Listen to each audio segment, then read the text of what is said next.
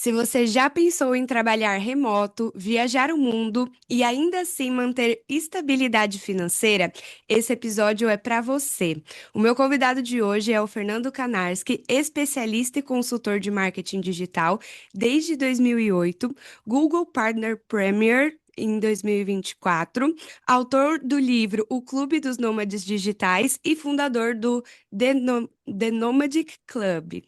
Gente, o Fernando, ele é realmente espetacular no que faz. Ele traz a sua jornada ali ao longo da sua carreira e eu quero desejar boas-vindas para você aqui no podcast, Fernando. Muito obrigado pelo convite. Sempre gosto muito de falar sobre nomadismo digital, sobre marketing digital.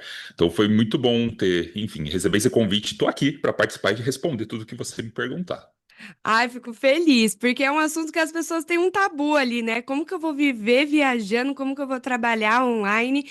Mas para a gente começar ali, né? Você trabalha com marketing há muitos anos e como que foi o seu começo nessa área, né? O que que você fazia lá no início?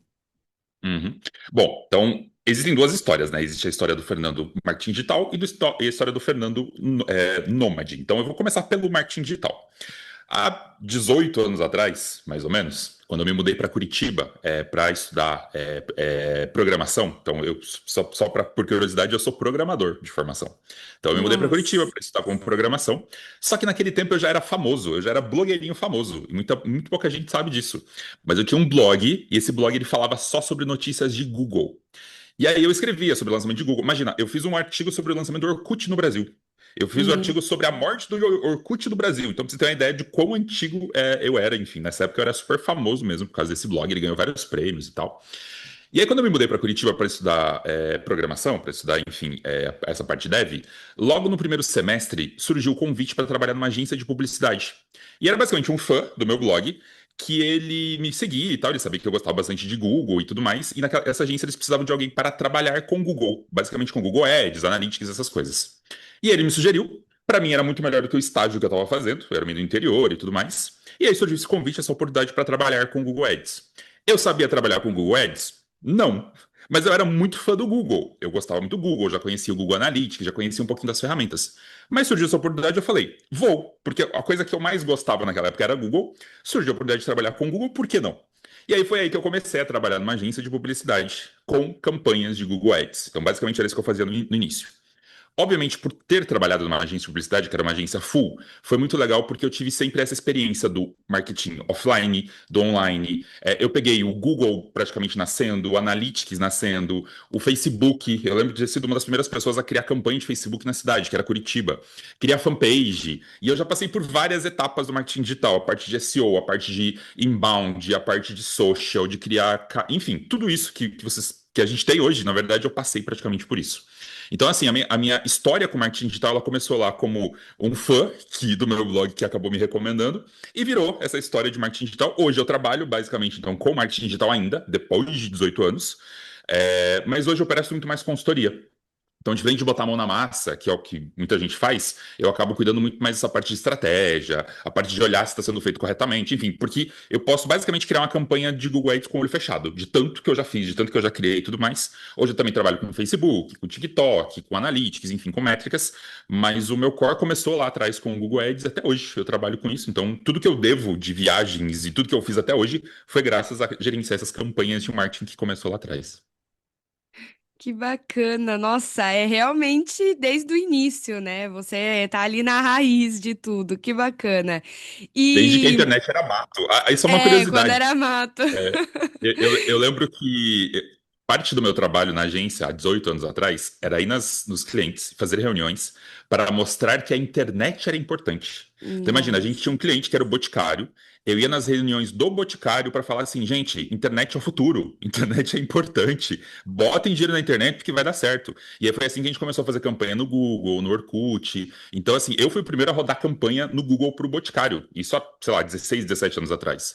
Obviamente, depois eles cresceram, absorveram essa operação e hoje deve ser um dos maiores investidores. Mas um dos meus orgulhos foi isso, de convencer o Boticário há 18 anos atrás que a internet era Nossa. importante para daí começar a fazer campanhas no Google, por exemplo. Gente, é outra realidade. O Fernando realmente acompanhou viveu tudo ali, né, que a gente tá passando. E é até interessante ver o quanto mudou depois da pandemia também, né? Que você pegou toda a transição. Mas antes da gente falar dessa parte, porque você já era nômade na pandemia, como que era a sua vida antes de virar nômade, né? Você tinha ali Uhum, o seu trabalho, a sua rotina, e como que você virou o Fernando nômade digital? uhum. Então, agora a gente vem para a segunda história, que é a do Fernando Nômade, que eu acho que é legal contar também. Então, estava eu trabalhando nessa mesma agência que eu comecei a trabalhar, e eu entrei lá como analista. Então, eu fui crescendo, enfim, fui galgando várias posições, e eu cheguei à posição de sócio. Então, eu fui convidado para ser sócio da empresa, inclusive. Tá? Minoritário, obviamente, mas eu fui convidado para ser sócio da empresa. Acontece que agência de publicidade, para quem trabalha com marketing, quem trabalha com publicidade, sabe que é insano.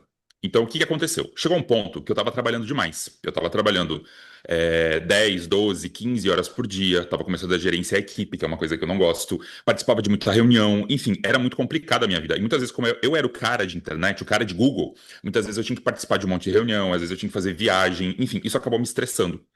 Chegou um ponto que mais ou menos depois de 8 anos trabalhando com isso, eu acabei me estressando demais com o trabalho e tendo quase que um burnout. E foi aí que eu resolvi que eu precisava dar uma desacelerada. Então foi neste momento, há 10 anos atrás, mais ou menos 11 anos atrás, que eu resolvi dar um tempo no trabalho e eu pedi uma licença não remunerada. Então eu ainda tinha meu emprego, mas eu pude sair por 3 meses.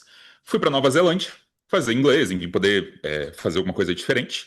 E lá eu fui picado pelo bichinho da viagem. Eu já viajava muito antes, tá? Eu já tinha fama de ser o cara que viajava 2, 3 vezes por ano na agência, mas enfim, de férias, né?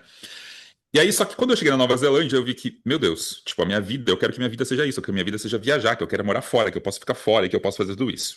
Então, assim, lá minha cabeça mudou completamente, mas eu precisava voltar pro Brasil. O dinheiro acabou, eu precisava voltar pro Brasil, então eu voltei pro Brasil, voltei pro emprego.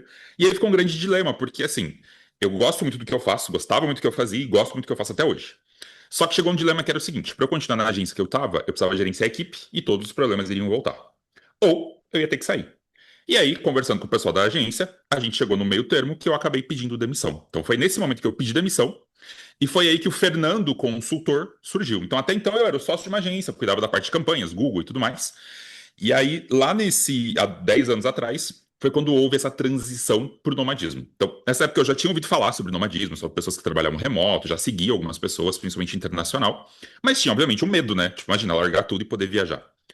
Mas aí surgiu essa oportunidade, né, de eu ter que me desligar da empresa. E aí eu tinha duas opções. Ou eu trabalhava com uma empresa normal, ou eu tentava chutar o balde e tentava uma carreira solo, alguma coisa assim. Resolvi chutar o balde. E foi aí que eu comecei a trabalhar por conta. Porque, como eu falei desde o início, eu sempre gostei do que eu fazia. A diferença é que eu não gostava do jeito. Eu não gostava, por exemplo, eu não gosto, por exemplo, até hoje de gerenciar pessoas. Eu não gosto de gerenciar equipe, por exemplo. Eu não gosto de prospectar cliente. Tem várias coisas que eu não gosto. Então eu fui meio que achando uma forma de fazer isso para conseguir ganhar meu dinheiro, poder trabalhar e poder juntar tudo isso. E foi aí que, conversando com algumas pessoas, falando que eu dava aula na época já, conversando com alguns alunos, com algumas pessoas, alguns ex-clientes e tudo mais, nos meus primeiros anos, desculpa, nos meus primeiros meses como analista, enfim, como consultor, logo depois de ter virado nômade, nas primeiras semanas, na verdade, conversando com pessoas, já me surgiram algumas oportunidades de clientes. Então, acho que isso foi muito legal. Porque eu não tive nem que prospectar os clientes, eu não tive nem que me divulgar. Porque, assim, como eu já era conhecido por ter sido um blogueiro famoso, por ter trabalhado numa agência grande, por dar aula, por exemplo, lá em Curitiba, que eu já dava aula para muita gente me conhecia. Então, quando eu falei que estava trabalhando por conta, algumas pessoas já começaram a me procurar e começaram a vir atrás de mim, porque queriam que eu trabalhasse para elas e tudo mais. E aí eu lembro que com 3 meses de nomadismo, 3 meses que eu tinha saído da agência, eu já estava ganhando mais ou menos umas 3 vezes mais do que eu ganhava como sócio da agência. Nossa, parece que é um sinal, né? Não, e foi aí que eu falei, caramba, é isso que eu quero pra minha vida. E sabe o que foi engraçado? E isso é uma coisa que eu acho bizarra pra mim, tá? Não acho que isso aconteça pra todo mundo, mas aconteceu pra mim, que é o seguinte. Quando eu resolvi sair da agência e resolvi falar assim, eu vou virar nômade, vou virar freela, vou me virar sozinho, enfim, vamos ver o que que Aham. vai dar certo. Todo mundo que eu falei que ia fazer isso, a pessoa falou assim: é legal, mas essa coisa de empreendedorismo é uma coisa que é complicada, você vai trabalhar pra caramba, às vezes você vai receber um não na cara, vai ser difícil, tá? Você vai sofrer e tudo mais. E até hoje eu não sofri, eu não sei o que é isso, tá? Até hoje os clientes vieram atrás de mim, até hoje, tipo, eu consigo cobrar relativamente bem, eu consigo ter uma vida legal como nômade e tudo mais. E até hoje não veio essa coisa que todo mundo me falava: não, porque empreender é difícil, porque é sofrido e não sei o quê. Até Ó, hoje. E eu tenho até vergonha de falar isso, porque eu sei que as pessoas sofrem, mas no meu caso não aconteceu sofre. isso. Ó, e é muito engraçado ver a diferença, né, do empreendedor. E eu acredito que uma grande diferença que eu vejo na sua história é que você já sabia o que você gostava e o que você não gostava. Então, por exemplo, você não gostava de lidar com as pessoas, de ter as reuniões ali diárias, você gostava de ficar mais na sua, né, o introvertido ali falando mais alto. E quando a gente fala desse lado, as pessoas, elas precisam entender que tem diferentes tipos de empreendedores. E quando você já construiu a sua trajetória ali por trás, né, a sua autoridade no tema, as pessoas vão vir até você, porque o trabalho é bom, as pessoas retornam, né? E você sabe que foi isso que eu ouvi muito. Você vai precisar construir uma autoridade.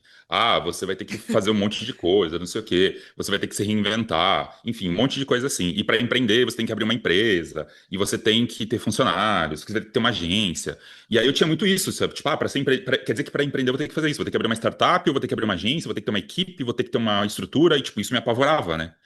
E aí, quando eu descobri que eu podia ser um empreendedor de eu mesmo, resolvendo os problemas dos outros e trabalhando do meu jeito, isso pra mim foi o divisor de águas. E eu acho que pra mim o que deu muito certo foi isso. Eu já gostava do que eu fazia. Eu já tinha criado uma autoridade, porque eu já dava aula, já era conhecido, já publicava conteúdo. Todo mundo em Curitiba, que é onde que eu vivo muito tempo, todo mundo já sabia, todo mundo pensava na palavra Google, já ligava meu nome à palavra do Google. Tanto que muita gente acha até hoje que eu trabalho no Google. E às vezes eu nem desminto, porque dá preguiça de desmentir. Mas na minha cidade, em vários lugares, as pessoas, você trabalha no Google, né? Tipo, não, eu não trabalho no Google. Mas as pessoas acham isso, de tanto que essa identidade foi crescendo. Então, assim, para mim foi muito fácil fazer isso, porque é isso. Eu tinha construído toda uma identidade antes, eu já tinha uma rede de contatos, eu já gostava do que eu fazia, já tinha histórico do que eu fazia. Quando eu resolvi empreender, quando eu resolvi fazer isso por conta, a coisa aconteceu naturalmente. E aí, É. assim, eu às vezes até me culpo. Assim, eu não sofri, gente. Eu não sofri empreendendo, que é o que todo mundo fala, que você vai sofrer. Você vai trabalhar 20 horas por dia, que vai ser difícil e não sei o quê. Eu não sei o que é isso há 10 anos. Gente, que incrível, né? Tanta gente fazendo prospecção comercial, muita trabalheira, e o Fernando aí, graças a Deus, já tinha toda uma bagagem para poder ter os clientes. E quando a gente fala dessa segunda fase ali da sua vida, como quando começou do nomadismo, como que você decidiu o primeiro lugar, né? Porque assim, há 10 anos atrás se falava muito pouco disso, né? Porque ainda a gente não fala muito hoje em dia, a gente sabe que agora se fala muito mais, mas há 10 anos atrás, como que você entendeu que lugar você precisava ir, para você ficar quanto tempo? Como que foi as suas escolhas naquela época? Bom, primeiro que duas facilidades que a gente tem hoje não existiam. A primeira delas, esses cartões multimoeda, tipo Wise, Revolut, essas coisas não existiam antes. Então era muito mais difícil. Ou você pagava no cartão de crédito, ou você tirava dinheiro. Era horrível isso. Outra coisa era chip de internet. Era muito complicado comprar, porque não existia SIM. Então você tinha que ir para o país, você comprava o chip era caro. Então era muito mais complicado. Então são facilidades que hoje a gente tem, mas, por exemplo, há 10 anos atrás não tinha. E aí, assim, como é que eu fiz para decidir os lugares? Bom, eu li muito sobre que nômade ele precisa ganhar numa moeda forte e gastar numa moeda mais fraca. Então, eu sempre, principalmente no começo, eu tentei optar um pouco mais por países mais baratos. Então, a gente fala aí de Tailândia, a gente fala de Camboja, a gente fala da própria América do Sul, alguns países tipo Argentina, Chile, alguma coisa assim. Porém, todavia, eu tenho uma certa paixão por países mais caros. E quem me acompanha sabe que eu gosto de Dubai, eu gosto de Nova York, eu gosto da Nova Zelândia.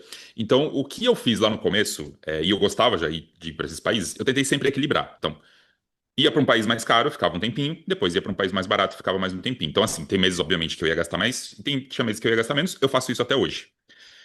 E assim, eu nunca tive um padrão. Eu sei que muito nômade, ele gosta de escolher os lugares baseado em pessoas que estão lá, ou infra para nômade, ou hospedagem, ou valor. Eu, sinceramente, não tenho esses filtros. Eu diria que nesse quesito eu sou muito fora da curva.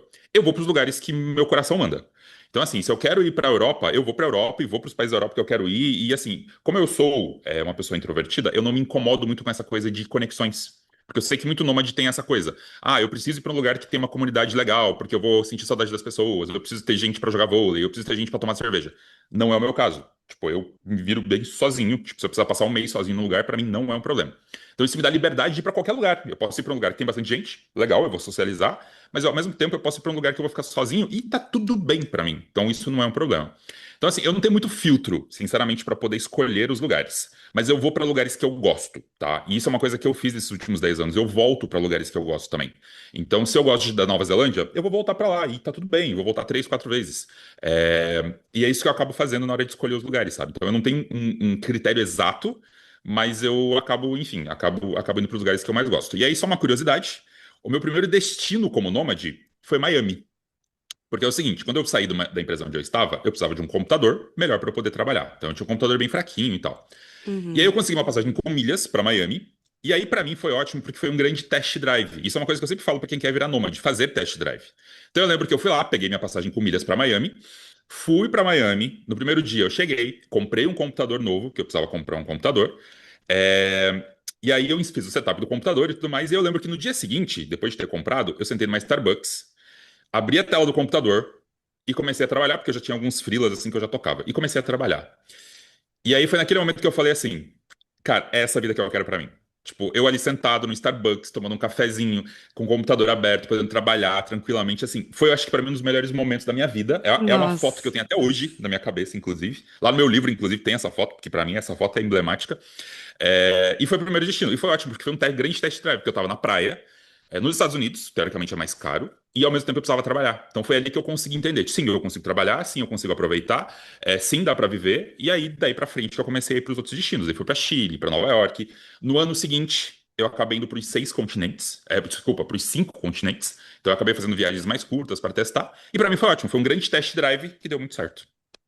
Gente, que bacana, né? Você vê duas pessoas diferentes aqui conversando, porque eu falei pro Fernando já, eu sou uma pessoa meio metódica, né? Que eu tenho que planejar e tudo mais, preciso saber que lugares que eu vou visitar. Então, imagina, você chega na Nova Zelândia, você já foi várias vezes, mas aí o que que você vai fazer em cada viagem? Que lugar você vai visitar? O que que você vai ver? Isso tudo me passa na minha cabeça como sendo algo to do, entendeu? Eu preciso sim fazer.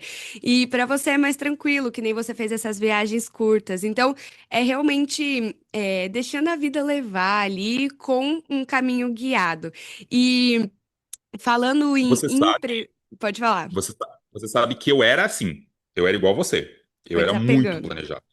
Só que o nomadismo fez eu ser um pouco mais leve. Então, hoje, o Ai, que eu que faço? bom. Eu vou para país, aí quando eu chego no país que eu decido o que fazer. Salvo alguns casos específicos, hoje em dia eu sou muito mais largado mesmo, sabe? E é melhor, eu diria que é melhor, você vai com menos peso. E até porque a gente fica 1, 2 meses nos lugares, então dá tempo. Eu ia falar isso, a gente não fica uma semana, 15 dias igual uma viagem de turismo, né?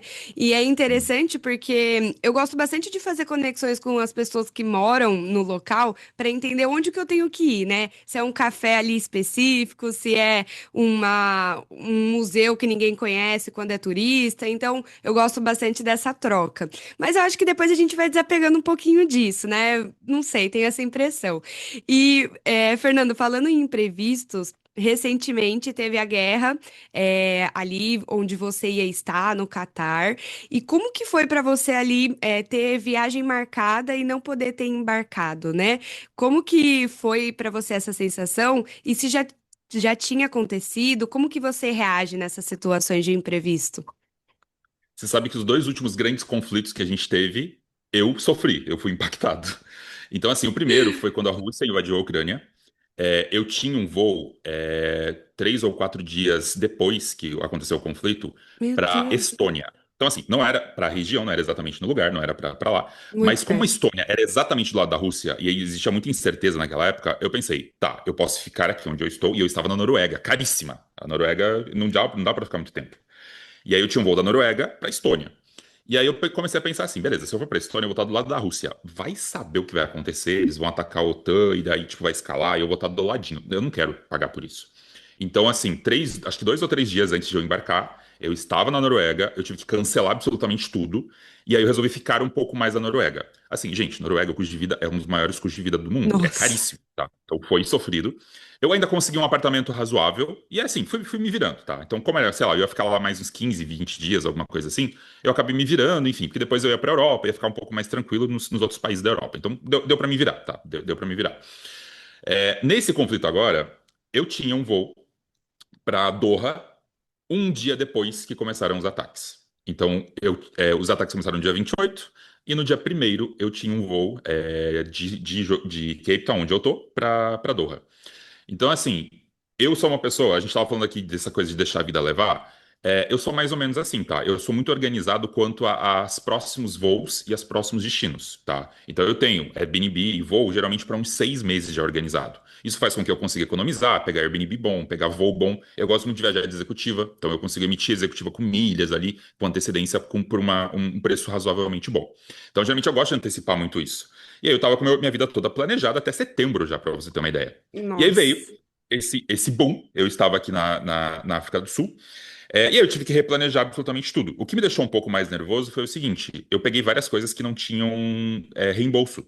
Então eu tinha hotel em Doha, depois eu ia para Oman, que também tinha um hotel que não tinha reembolso. E depois eu ia para Dubai. Então, no dia 20, agora a gente está gravando aqui, mas enfim, em março eu iria para Dubai. E a gente sabe que as coisas ainda não estão resolvidas, não estão muito bem em Dubai. Então eu tinha tudo isso planejado já, eu ia ficar no Oriente Médio ali, inclusive ia para Kuwait, Bahrein, para todos esses países eu já estava planejando. E são países que agora é impossível você chegar perto deles, inclusive. Então eu tive que parar, tive que replanejar completamente todo o meu histórico, meus destinos pelas próximas semanas. E assim, eu diria que para mim não seria um grande problema. O que mais me pegou, e eu fiquei um pouco mal, é porque eu tinha tudo já planejado sem reembolso. Então, assim, eu estava muito preocupado porque o meu impacto financeiro seria muito grande. E a outra coisa é que foi muito em cima da hora. Tipo, eu tive que em um dia tomar várias decisões. Eu tive que cancelar voo, tive que cancelar hotel, tive que achar um novo Airbnb, tive que pensar para onde que eu poderia ir que fosse seguro. Então, assim, foi muito tenso. Se fosse um pouco antes, eu teria tomado decisões um pouco mais tranquilas. E se eu tivesse as tarifas reembolsáveis, talvez eu não teria tão preocupado. No final das contas, eu estou aqui na África ainda, a gente está falando, eu estou aqui na África, e eu consegui reembolso de quase tudo. Então, como o lugar que eu ia é a região de conflito, Booking, Airbnb, Agoda, todas essas empresas elas acabaram conseguindo me devolver o dinheiro, então pelo menos o prejuízo financeiro vai ser bem pequeno, tá? O voo também já foi reembolsado e tudo mais. E aí, beleza, vida que segue, eu tenho que achar um novo destino e vambora, sabe? Não dá pra sofrer muito também, porque a gente tá o tempo todo tomando decisão, tá o tempo todo se resolvendo, né? Nossa, sim. É... Meu Deus, né? Não tenho nem o que falar. Eu não sei como que seria eu sentir isso na minha pele, mas é interessante saber que você tem sim um planejamento, né? Pra gente poder pensar, nossa, então tá bom, vamos reajustar a rota aqui, né? E quando você fala dessa parte do financeiro, quando você começou ou até hoje, você tem uma reserva? Quanto tempo Uhum. ali de fôlego você fala assim? Para o seu clube ou para as pessoas que você conhece, tem uma reserva ali de tanto tempo para você começar a ser nômade, ou não tem reserva no início, vai adquirindo né, aos poucos. O que que você pensa sobre essa parte do financeiro? Bom, essa é uma das primeiras coisas que as pessoas me pedem, né, como dica. Tipo, quero virar nômade. O que que eu preciso fazer? A primeira coisa que eu li há 10 anos atrás, 11 anos atrás, quando eu resolvi virar nômade, e é uma coisa que eu falo até hoje para as pessoas: tenha uma reserva financeira. Tá? Eu chamo isso, inclusive, de reserva da coragem, porque é o dinheiro que você pode arriscar mais. E essa reserva, para quem está começando, diferente de mim, que talvez tenha esses perrengues durante a viagem, mas para quem está começando, o que eu sugiro é: pega o seu custo de vida hoje. Tá? Então, hoje eu moro no Brasil, tenho um emprego bonitinho e tudo mais. E eu tenho um custo de vida estimado em R$ 3.000 para pagar aluguel, pagar água, luz, telefone, enfim. Sei lá, digamos que eu gaste R$ 3.000 em média por mês. Esses R$ 3.000 é o mínimo que você tem que ter multiplicado por 6 como reserva financeira. Então, se a gente está falando de R$ 3.000, 3 vezes 6, R$ 18.000. Esses R$ 18.000 eles têm que ficar guardados. Você não conta isso para a vida nômade, você deixa ele guardado. Por quê? Porque digamos que você vai lá, vou começar a ser nômade, vou para Bali, vou para algum lugar e tudo mais. Você começa a sua vida nômade. Pode acontecer de você não gostar, de você ter algum problema, de você ter um prejuízo financeiro, alguma coisa assim. Esses 6 meses de reserva são o suficiente para você, por exemplo, voltar para o Brasil e manter a sua vida por 6 meses, até conseguir um novo emprego, até se reorganizar, até resolver sua vida. Então eu sempre falo que assim, o mínimo que você tem que ter são esses 6 meses de reserva de dinheiro que você precisaria para viver no Brasil por 6 meses. Porque aí você tem, e a gente chama de dinheiro da coragem por isso, porque você pode fazer o que você quiser. Você sabe, se der errado, você tem esses 6 meses de dinheiro para voltar.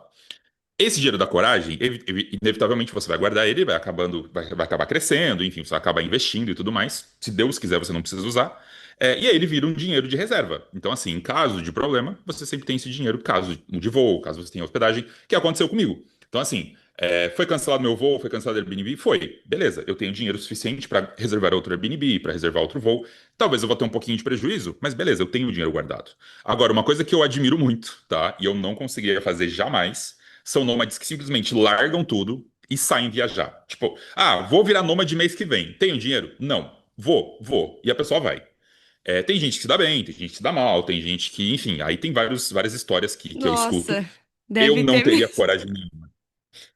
Meu Deus, imagina largar tudo. E eu já vi vários vídeos do pessoal indo para Europa. Vou arranjar um emprego, vou trabalhar com barman, com faxineiro, né? E você vê bastante caso assim dentro do seu clube? Como que funciona ali a Uhum, troca, a conversa, a uhum, dinâmica ali do pessoal trocar experiências? Porque eu uhum, vejo que nem todo mundo trabalha com marketing quando é nômade digital, né? Tem muitas maneiras. Isso ali envolve também quando as pessoas te perguntam dentro do uhum. clube? Uhum. Bem, quando eu resolvi lançar o clube, eu tinha muito esse medo de lançar um curso e talvez esse curso falar para as pessoas: você tem que trabalhar com isso para ser nômade. E eu não queria isso. Tipo, até por isso que eu não resolvi lançar como se fosse um curso. O clube ele jamais é um curso. Ele é um clube justamente para juntar nômades que já trabalham, ou que querem virar nômade, e a gente se ajuda. E aí o legal disso é exatamente isso que você falou. Eu tenho nômade de vários lugares, de várias áreas. Então, assim, não é só de marketing digital. Tem psicólogo, tem desenvolvedor, tem empreendedor, tem professor de inglês. Enfim, tem várias áreas, várias pessoas que estão trocando ideia. E eu acho isso muito legal. Talvez um grande diferencial do clube para talvez alguns outros nômades que eu conheço é que o meu clube de nômades tem pessoas mais sérias, eu poderia dizer. Quando eu falo pessoas mais sérias, são pessoas que têm um emprego, que têm uma formação, que se planejaram antes de virar nômade. Então não tem muita gente vida louca, assim, sabe? Tipo, a galera que tá lá já é um pouquinho mais velha. Tipo, a gente tá falando ali de 25, 30, 35, 40 anos, a galera que tá lá. E são pessoas que são muito mais focadas. Então, são pessoas que já têm uma profissão, ou já, enfim, já empreendem, alguma coisa assim. Então, é uma galera mais séria, eu poderia dizer, o que é muito bom. Mas, obviamente, que lá a gente escuta fofocas, né? E aí, assim, existem muitas histórias de pessoas que largaram tudo e começaram a rodar o Brasil com pouco dinheiro. Eu já vi histórias de pessoas no meu canal do YouTube mesmo, que vieram, tipo, contando de gente que, sei lá, que saiu pelo Brasil com R$ 900 no bolso e rodou o Brasil. E assim, dá pra rodar? Dá. Você vai ter história, vai ter aventura, você vai trocar hospedagem pelo trabalho e tudo mais. Mas assim, é sofrido. E aí isso é uma coisa que eu não sei o quanto valeria a pena. Imagina eu com 10 anos vivendo, trocando meu trabalho, por exemplo, por hospedagem em hostel. Tipo, não dá. Tipo, talvez por um ano seja legal fazer. Por um ano seja legal correr essa aventura.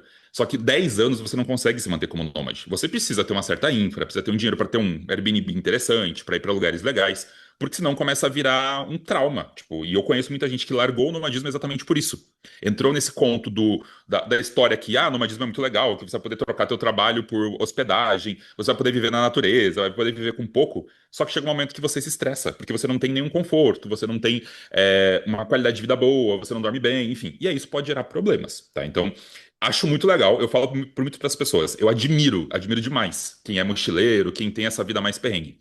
Não é para mim. E aí, com 10 anos, eu posso falar que eu jamais conseguiria ser nômade por 10 anos se fosse assim, sabe? Então, assim, acho legal, mas eu gosto mais dos nômades que estão lá no clube, tá? Que são pessoas mais centradas, pessoas que ganham seu dinheirinho, ficam em Que Airbnbs, enfim, acho, bacana. acho mais interessante. Com certeza, eu entraria nesse clube também, viu? Depois você fala como que a gente entra, como que a gente se inscreve lá, porque é interessante ver a diferença de nômades que existem, né? Porque tem algumas plataformas que realmente fazem a gente trocar hospedagem pelo trabalho, mas não é sustentável, né? A longo prazo. E agora, para a gente entrar numa parte mais dinâmica, assim. Eu quero falar um tema e eu queria que você respondesse com um lugar, um país ou uma cidade em que você associa esse tema, tá bom? Ah, meu Primeiro que Deus, vier não, na sua não estou cabeça. preparado para isso, mas vamos. Primeiro que vier aí. Então tá bom. Lugar mais bonito. Islândia, Lugar mais barato. Vietnã, Lugar mais caro que valeu a pena. Islândia. Não, para mudar, Noruega. Noruega. Lugar que você voltaria amanhã. Islândia. Não, mas para mudar, Singapura. Singapura. Nossa, você gosta muito de Islândia. Não, Islândia, todo mundo pergunta, quando alguém começa, quando eu tô conversando com alguém, a pessoa começa assim, qual é o seu, eu já respondo, Islândia. A pessoa nem precisa terminar a pergunta, porque eu sei que ela vai perguntar, qual que é o teu lugar favorito? Entendeu? Islândia. É assim, não tem discussão, Islândia é o melhor lugar. Por conta da infraestrutura, da Da, paisagem. da natureza. Eu gosto muito de natureza. Então, assim, é um lugar que você vai conseguir ver praia, você vai conseguir ver placa tectônica, você vai conseguir ver geleira, aurora boreal e neve no mesmo dia. Então, tipo, é um lugar surreal. É o Gente. meu lugar favorito no mundo. Não tem, assim. Então, boa parte das respostas. Eu vou tentar não falar a Islândia pra tudo, tá? Mas ela é cara, então, quando você foi É pra muito lá. cara. Absurdamente cara. Nossa. Talvez seja um dos lugares mais caros que exista no mundo. Tanto que todas as vezes que eu fui com amigos. Então, eu nunca fui sozinho, porque realmente é muito caro. Mas vale cada segundo lá. Que legal, bom saber. É lugar que você não voltaria. Essa é uma pergunta complicada, porque assim, não tem nenhum lugar que eu não voltaria. Eu acho que tem lugares que eu já dei check e não precisaria voltar. Que é diferente, tipo, e quando Hum, quando eu falo isso, as pessoas acham que eu odiei lugar. Não é que eu odiei, é que é um lugar ok. Tipo, é um lugar que não precisa voltar. Aí um exemplo, um lugar, por exemplo, é Tonga. Eu não voltaria pra Tonga. Eu fui pra Tonga já uma vez, achei legal, tal, curti. E é isso. Tonga, pra você ter uma ideia, o onde ponto que fica turístico. Tonga? Então, Tonga fica perto de Fiji, fica lá mais ou menos no, Ah, tá. no, no, no Pacífico e tal. Tonga, pra você ter uma ideia, um dos principais pontos turísticos é um coqueiro com três cabeças. Tipo, é um coqueiro que tem três copas. E é isso, esse é o ponto turístico. Então, é ok, sabe? Não, Entendi. é um lugar pra você ir 2 dias e não precisa voltar. Então, assim, não é que eu odiei, eu achei super legal, mas não precisaria voltar. Entendi, bacana. É lugar com as pessoas mais acolhedoras. É complicado porque tem vários lugares, mas existe um lugar específico no mundo onde eu senti que as pessoas são as pessoas mais felizes e acolhedoras do mundo. Se chama Cook Island. Cook Island fica perto da Nova Zelândia, também são as ilhazinhas do Pacífico. E é um dos lugares que qualquer pessoa que você vai conversar, a pessoa vai te dar um sorriso, ela vai ser super gentil e ela vai ser muito feliz. É bizarro, é surreal, é contagiante a alegria das pessoas que estão lá. Pra mim, é o país mais feliz do mundo. Obviamente, daí a gente tem vários outros e tal. Mas eu acho que pra mim, de diferente, acho que é o país mais legal que tem, é Cook Island. Que bacana. Cookie de cookie mesmo. De Thomas Cook, que é o cara que, Ah, que achou tá. lá e tal. Mas é Bacana. isso. São as Ilhas Cook, seria isso. Legal. É lugar melhor para trabalhar. Aí tem milhões de lugares. É, Boa você pergunta. trabalha geralmente no R&B ou em café, que nem você comentou? Geralmente eu trabalho em Airbnb. Então, pra mim, Airbnb é o Entendi. melhor lugar sempre. Geralmente, quando tem uma internet boa, é a melhor opção. Então, pra mim, qualquer país, ou qualquer lugar, qualquer cidade que tenha um Airbnb legal, com uma internet boa, é lugar bom pra trabalhar. Eu não gosto de O, trabalhar muito de café, não. entendi. A internet que você usa, então, é da região mesmo, né? Não é aquelas de nômade. Não, não. Eu uso o Wi-Fi do Airbnb, geralmente. Existem alguns nomes que estão começando a usar, por exemplo, a internet lá do Elon Musk. Eu esqueci o nome Aham. agora. Mas eu acho que a infra ainda é ruim, sabe? Pra ficar carregando e tal. Porque daí, às vezes, eu fico num apartamento que não tem sacada. Então, eu não consigo colocar perto da janela. Enfim, aí acaba sendo uma logística que não vale a pena. Então, eu utilizo, por exemplo, o Wi-Fi dos lugares, geralmente. Legal, legal. É o melhor lugar para se viver. Se você hoje fosse parar ali a sua vida de nômade, onde que você viveria? Islândia, Islândia. Não, tô brincando. Eu acho que para viver, eu tenho uma shortlist, que todo mundo essa é uma pergunta que todo mundo me faz. Tipo, qual lugar você pararia para morar? Eu tenho uma shortlist. Mas uma das cidades que se eu tivesse dinheiro, eu moraria facilmente, seria Nova York. Porque a minha cidade, eu sou apaixonado por Nova York. E assim, eu que viajei muito, é uma cidade que eu consigo encontrar todas as culturas de todos os lugares que eu fui num lugar só. Inclusive, a última vez Hum, que eu fui para Nova York, eu não fiz o desafio por questão de dieta, mas eu tinha preparado já um desafio que era ficar 100 dias em Nova York e em 100 dias comer em 100 lugares diferentes de 100 gastronomias diferentes. E é muito possível, porque Nova York tem tanto restaurante, tanto lugar. Eu fiz a lista, inclusive, de todos os lugares, os restaurantes que eu fui lembrando, e você consegue comer um restaurante de cada país diferente em cada dia que você tá lá. Então, é possível. Eu não fiz isso por uma questão de dieta, porque senão eu ia estourar demais na minha dieta. Mas dá. Então, assim, Nova York tem essa coisa, sabe? Ela é muito multicultural. Acho que isso me encanta pra uma cidade. Aí tem outras que teriam essa mesma pegada, mas acho que Nova York seria mais completa. que interessante. Você já veio para o Canadá? Já, eu conheço Toronto, conheço Vancouver, conheço Ah, então tá bom. Calgary. Então, por Legal, exemplo, legal. Para mim, Vancouver tá na minha shortlist. É uma cidade que tem natureza, que tem praia, que tem montanha, tem toda essa cena multicultural, tem muita Ásia, eu gosto muito de comida asiática. Então, é uma cidade que eu amo de paixão, por exemplo. Que legal, que bacana. E algum lugar que te transformou enquanto você esteve ali na sua hospedagem? Eita! Boa pergunta. Eu acho que um lugar que me transformou talvez tenha sido. Eu não sei se é exatamente essa, mas são várias cidades que fizeram isso. Mas eu acho que Turquia, Istambul tenha feito isso. Porque o primeiro encontro dos nômades foi lá. Foi a primeira vez que eu estava numa cidade nômade com vários outros nômades. E isso foi muito transformador para mim, porque até então eu viajava muito tempo sozinho. E lá foi onde eu consegui encontrar vários nômades praticamente pela primeira vez. Então eu acho que foi uma cidade que me transformou porque mudou um pouco essa visão de nomadismo. Porque até então o nomadismo era uma coisa muito individual para mim. E desde lá, eu comecei a encontrar mais nômades e ter experiências com outros nômades. Além de lá, tem uma cidade que é muito legal, porque toda vez que eu vou ter muito nômade, que é Chiang Mai, na Tailândia. Então, Chiang Mai, para encontrar pessoas, enfim, para interagir com pessoas é muito legal. E todas as vezes que eu fui para lá, eu encontrei muita gente, foi uma experiência legal, sabe? Uma coisa é a Tailândia sozinho, outra coisa é a Tailândia com um monte de gente, é muito mais legal. Que bacana. E toda essa troca que você vai tendo é tudo em inglês. Você fala quantas línguas hoje? Eu falo só inglês, é inglês e só Olha, isso. gente. E aí, Gente, assim, é com inglês você vai não pra qualquer lugar. precisa Assim, muito. assim, obviamente, você não vai se virar tão bem na China, dá pra se virar mais ou menos no Japão. Óbvio, eu falo um pouquinho de espanhol, como todo brasileiro, né?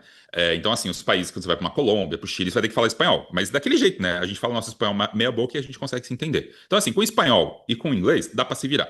E na Óbvio que quanto Tailândia, mais de idioma, melhor. boa, Nossa, o super, inglês. Nossa, que super. bacana. Tailândia, Chiang Mai, Bangkok, você se vira bem em inglês, eles se viram principalmente. E assim, a regra, e aí isso é uma regra que vale para todos os países. Quanto mais jovem for a pessoa, mais inglês ela vai entender. Então, óbvio, se você vai para uma cidadezinha de interior falar com idosos, ninguém vai entender nada. Agora, se você vai para uma cidade maior e fala com jovens, isso vale para Tóquio, vale para China, vale para qualquer lugar. Geralmente as pessoas falam inglês, elas entendem inglês, Uhum, então dá para se virar. Então, essa é a regra básica, tá? É falar com pessoas mais jovens e, obviamente, ficar em cidades um pouco maiores e tal. Então, geralmente sim. você não vai ter problema nenhum com inglês. Que bacana. E qual que desses lugares você acha que todo nômade iniciante deveria conhecer pelo menos uma vez ali? Uhum. Eu sou muito fã de Chiang Mai na Tailândia. Chiang Mai Chiang é Mai. uma das mecas de nômades digitais, é onde muito nômade vai. É onde você consegue talvez ter essa vibe do que é o nomadismo. Porque você vai num café, vai ter um monte de gente trabalhando. Você vai no restaurante, vai ter um monte de nômade, um monte de gringo. Os tailandeses, eles são Nossa, muito receptivos. Então acho que você tem essa coisa do nomadismo lá, sabe? essa questão da Tailândia e da cultura asiática, eu fico com muito receio da comida. Como que eu iria comer lá? Eu fico pensando.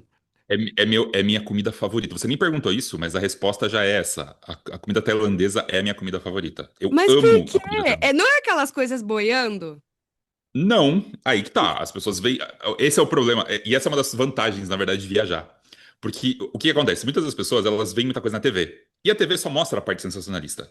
Então, por isso, assim, toda vez que eu vou pra Tailândia, as pessoas me perguntam: Nossa, mas você come escorpião? Nossa, mas na Tailândia só come besouro. Nossa, na Tailândia não sei o quê. Gente, isso não se come. É só coisa pra turista. É coisa pra mostrar na TV, para o turista mostrar pros seguidores. A comida tailandesa, ela é muito baseada em arroz. Tem muito frango, muitos frutos do mar. E, obviamente, tem muita pimenta. Então, obviamente, vai ter bastante coisa que vai ser mais apimentada. Mas tem muita coisa com macarrão, tem muita coisa com vegetais, tem muita coisa com frango. E, assim, eles sabem usar tempero. Isso é uma Ah, coisa, tá. assim, a culinária indiana são as minhas duas favoritas, tá? A indiana e a tailandesa são as melhores culinárias do mundo porque eles sabem usar tempero. E ao usar tempero, eles sabem fazer comida gostosa. Tipo, é uma comida que você realmente sente o gosto. É muito bom. A japonesa também, eu gosto muito da comida japonesa. Mas é isso, é diferente. Tipo, as pessoas veem na TV, tipo, nossa, na Índia só come coisa suja. Não, gente, tem restaurante normal que você vai comer comida deliciosa. A questão é que a gente às vezes é bitolado por isso. E o bom de viajar é isso, você quebra essas barreiras que a gente Generaliza, tem. né? Exato, exato. Mas a comida Nossa, tailandesa é uma delícia. O único defeito da Tailândia é que se você não gosta de pimenta, talvez você sofra, tá? Isso é uma coisa que quem vai entendi. pra lá sofre. Mas assim, eu que, por exemplo, acho ok pimenta, dá pra comer demais. Eu amo, amo, amo a comida tailandesa. Que bacana.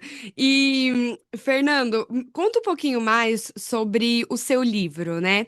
Como Uhum. que veio você a escrever o seu livro? Porque você já estava falando que você faz a lista dos lugares onde você comeria ali, que você comentou dos 100 dias, né?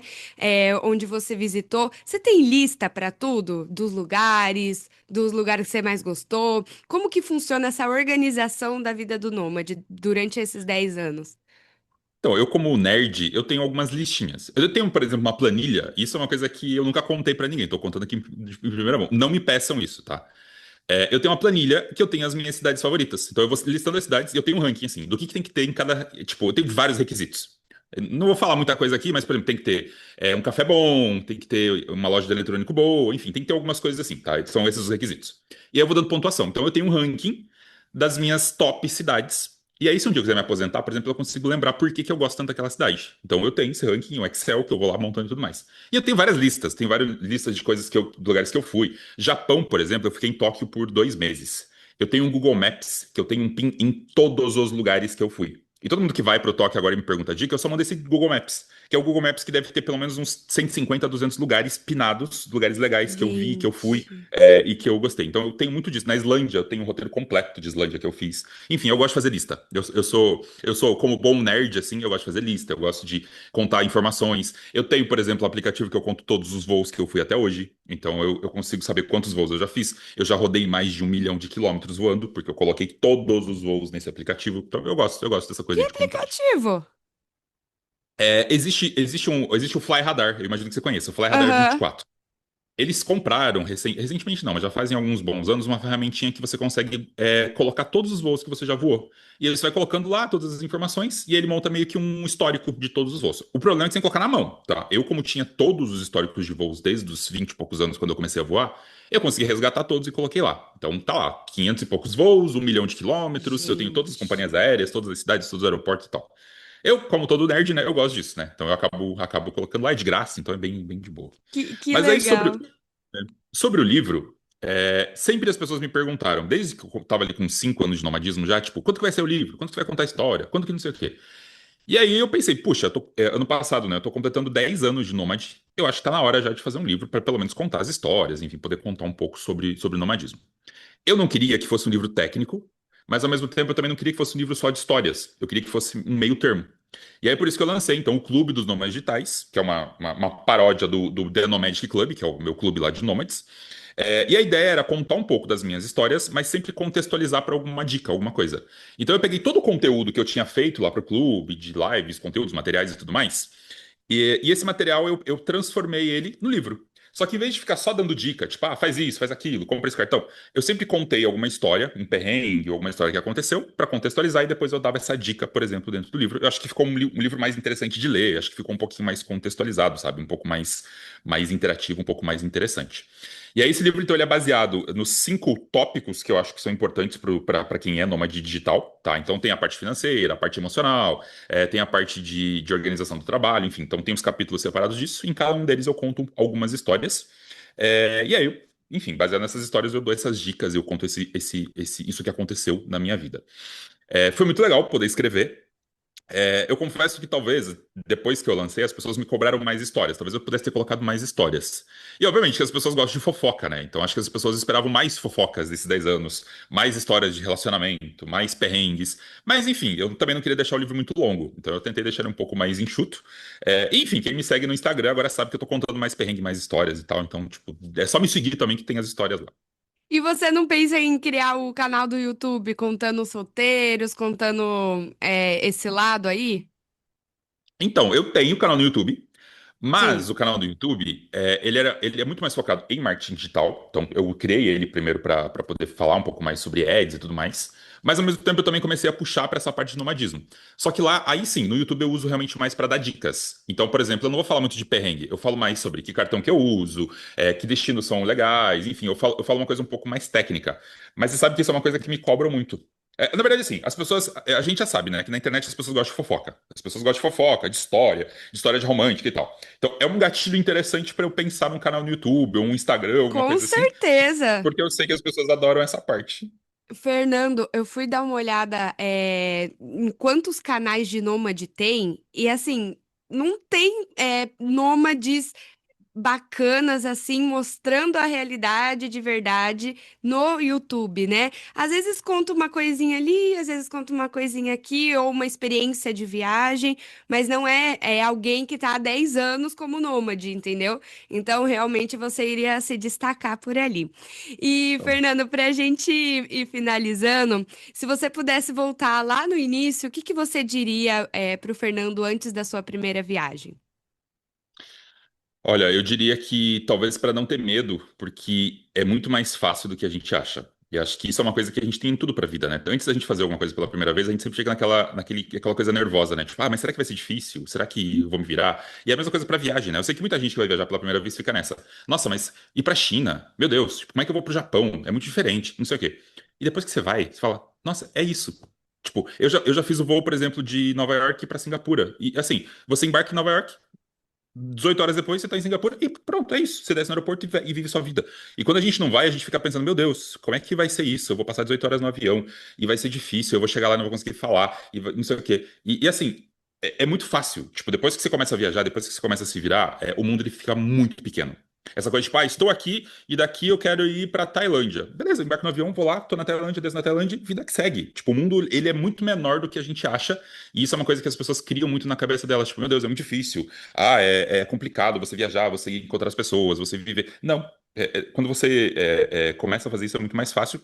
Se eu pudesse voltar lá atrás e falar isso pro Fernando de há 10 anos atrás, ou de 15 anos atrás, quando começou a viajar, eu acho que eu falaria isso. Tipo, vai, só vai. Tipo, não se preocupa muito, porque é muito mais fácil do que você imagina. Que legal. Não pira muito, né? Não fica aí, se. É só Um dos vai. principais defeitos das pessoas, a gente sabe que elas ficam se planejando demais e não executam. Então, acho que isso pro nomadismo, pra viagem, eu acho que às vezes você tem que se jogar, sabe? Você vai. E uma coisa que eu falo muito pra nômade mesmo, tipo, não precisa você virar nômade 100%. Meu Deus, eu vou ter que me planejar pra viver um ano fora. Não, faz o test drive, pega 15 dias. Ah, vou pegar 15 dias e vou pro litoral e vou tentar trabalhar remoto. Se eu gostar, a vida que segue vai embora. O problema é que as pessoas às vezes se planejam demais. Tipo, eu quero virar nômade, mas pra virar nômade eu tenho que começar nômade em Dubai porque o meu influencer é de Dubai, eu preciso ir para Dubai, virar nômade, trabalhar com criptomoeda e não sei o quê. Não é assim. Tipo, vai fazer um teste mais simples. Vai pra, sei lá, vai pro litoral. E se você gostar, beleza, vai escalando, vida que segue, sabe? Acho que as pessoas, Uhum. elas planejam demais e executam menos, sabe? Então, não precisa, às vezes não precisa tanto, não. Que bacana. E hoje, se eu te pergunto, né, o que que te torna referência nessa área? De tudo que a gente falou aqui, né? Eu falo que todo mundo pode virar uma referência na sua área, para sua família, para seus amigos, até mesmo dentro das redes sociais, mas não precisa ter milhões de seguidores. Então, o que que te torna referência hoje? Bom, eu diria que eu posso ser referência em dois assuntos. E aí os dois talvez tenham contextos um pouquinho diferentes. Então, quando a gente fala de marketing digital, eu me considero, enfim, as pessoas me consideram uma referência, primeiro porque eu compartilho o meu conhecimento, compartilho o meu conteúdo, e foi isso que fez eu ganhar muito dinheiro e muita relevância ao longo do tempo. E principalmente, eu mostro um trabalho bom. Acho que diferente de muita gente que só fala, eu faço um trabalho que é interessante e faz com que as pessoas falem de mim. Eu acho que é isso, esse não existe maior marketing do que alguém falar bem de você. E isso é uma coisa que eu percebo muito. Os clientes que vêm até mim, eu nunca prospectei cliente. Os que vêm até mim é porque alguém falou que o meu trabalho era legal, que eu era referência, que eu era conhecido, e as pessoas começaram a falar bem de mim, e o cliente veio atrás de mim, e a pessoa veio atrás de mim. Então, acho que isso faz eu ser uma referência no marketing digital. No nomadismo digital, eu acho que o que faz ser uma referência é o pioneirismo. Eu talvez tenha sido um dos primeiros a compartilhar, um dos primeiros a falar um pouco mais da realidade, poder falar um pouco mais sobre o lado B do nomadismo, que é essa coisa de que você tem perrengue, que você precisa de dinheiro, não é só postar fotinho bonita. Então acho que isso fez com que muita gente prestasse atenção no que eu falo. Então essa realidade, sabe, poder falar um pouco mais sem precisar estar vendendo alguma coisa, por exemplo. Eu acho que isso ajuda muito a ser uma referência que as pessoas realmente confiem, sabe? E eu acho que para os dois casos, produzir conteúdo interessante que as pessoas me indiquem. Eu acho que esse, para mim, é a maior prova social, é a maior prova de que as pessoas gostam de mim. Quando elas vêm e falam para mim, fulano de tal falou de você, falou super bem de você, e que acha que você pode me ajudar, tanto para o nomadismo quanto para o marketing. Acho que para mim esse é um indicador de que meu trabalho está funcionando e que eu sou uma referência para essas pessoas, sabe? Ser sincero, né? Eu ia falar. Realmente você passa uma transparência, né? muito do seu dia a dia ali, só que de uma maneira mais real, sem falar assim, gente, eu tô aqui, mas tá tudo certo, né? E quando aconteceu esse último caso da guerra, né, do Catar lá, eu vi realmente isso no seu conteúdo, então eu tô adorando te acompanhar. Parabéns pelo seu trabalho. E eu fico muito agradecida de ter você aqui no podcast. E essa conversa toda sobre viagens, sobre marketing, são assuntos que eu adoro e eu falaria aqui por horas. E eu tenho certeza que você vai ajudar muitas pessoas ainda. Então, parabéns, Fernando. Mais uma vez, obrigada. Obrigado você. Assim como eu falo sempre nos meus vídeos do YouTube, se eu conseguir impactar uma pessoa que tome a decisão de virar nômade ou trabalhar com marketing digital, eu já estou realizado. Então, assim, inclusive se alguém de vocês aqui tá ouvindo e tal, quiser comentar e tal, fala, ó, me ajudou, me abriu a cabeça e tal. Esse pra mim é o maior feedback que eu posso ter, assim, sabe? Quando a pessoa vem e fala pra mim, ah, realmente tocou na minha vida, enfim, me inspirou. Então eu queria agradecer muito pelo convite. É sempre muito bom falar sobre isso, falar sobre nomadismo, sobre marketing digital, enfim, poder ajudar as pessoas. E eu espero que isso ajude realmente, incentive algumas pessoas que voltem aqui e contem pra gente depois. Sim, me ajudou. Aquele papo de vocês realmente mudou minha vida. Como que a pessoa te acha no Instagram para te acompanhar? Então, Nando Kanarski, Kanarski. Me achou no Instagram, vai ver todo o meu conteúdo e já vê todos os meus canais. Lá tem link para YouTube, tem link para curso, para livro, enfim. Aí você pode achar o que quiser. Mas assim, não estou aqui para vender nada. Então, assim, só de me seguir lá, eu já fico feliz pra caramba. E sim, eu sou acessível. Então, me manda mensagem, dúvida. Eu adoro trocar ideias sobre, principalmente, nomadismo digital. Então, manda para mim que a gente vai conversando. Adoro falar sobre isso. Que legal, Fernando. Muito obrigada. Para quem está nos ouvindo, deixa aí o seu comentário. Curte, comenta, se inscreve, dá 5 estrelinhas no Spotify. E esse foi mais um episódio do Pode Virar Referência. Muito obrigado.